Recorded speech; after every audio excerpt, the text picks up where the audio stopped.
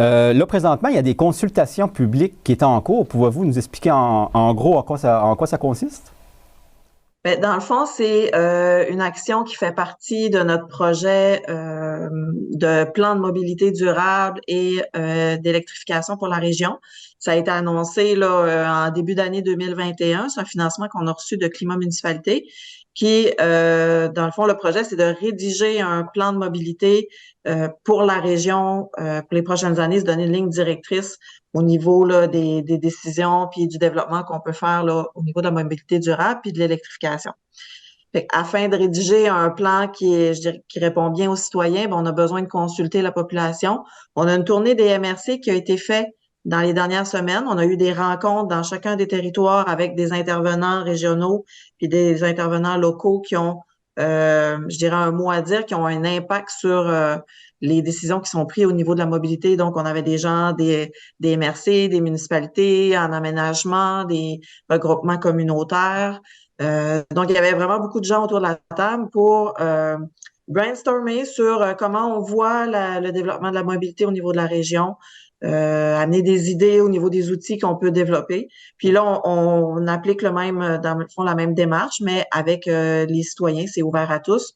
C'est un sondage en ligne que les gens vont répondre, qui est quand même, je dirais, assez ardu, qui a quand même plusieurs questions, mais on va vraiment au fond des choses. On demande leur intérêt, leurs habitudes en mobilité, aussi leur aspiration dans les prochaines années. Fait on ratisse large.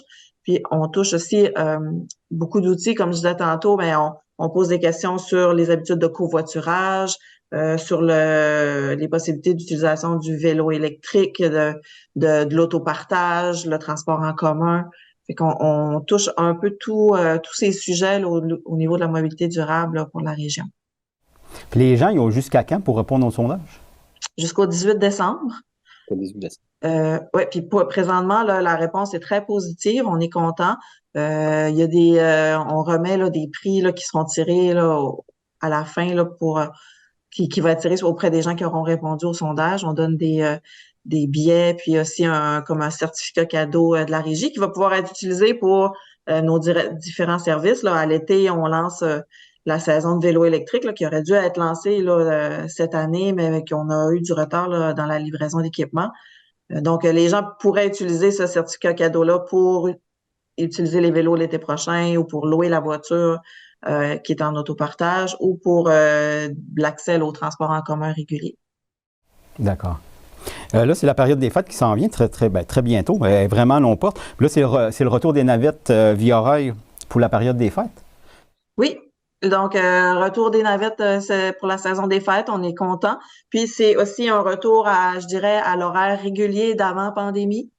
On l'a eu cet été, puis là, c'est notre première saison là, de la période des fêtes à 3 allers-retours par jour. Donc, ça va répondre, je pense, un peu plus aux besoins de nos citoyens. Puis, c'est du 21 décembre au 9 janvier. Un peu, je pense que les gens commencent à être habitués, mais on fait la réservation directement sur la plateforme de Via Rail. Puis, on fait la recherche là, de notre point d'origine-destination. Puis, la régie est comme une correspondance là, dans le billet qui est acheté directement auprès de Via Rail. C'est combien d'usagers environ qui utilisent le service de navette? C'est difficile à dire là. Dans la saison estivale, on a eu autour de souvenirs de 3 ou 4 000 déplacements dans l'été. C'est sûr que la période des fêtes est beaucoup plus courte, là. C'est en gros 2 à 3 semaines. On tourne autour là, de 400 usagers, là, 400 embarquements là, aller-retour qui utilisent le service. D'accord. Puis là, avec l'arrivée de l'hiver, bien sûr, des fois, c'est sûr qu'il y a des journées qu'il y a des tempêtes, il y a des journées que c'est plus difficile pour se déplacer. Mais les gens, ils peuvent s'inscrire aux alertes SMS, qui peuvent recevoir des Oui, alertes directement sur leur téléphone. c'est un service qu'on offre là, depuis quand même quelques années, puis que les clients est bien apprécié. Puis c'est toujours bon de le rappeler là, à la période de tempête puis d'hiver. On utilise ce service-là pour avertir de retard, fermeture ou changement là, au niveau du service, là, surtout dans la période des tempêtes.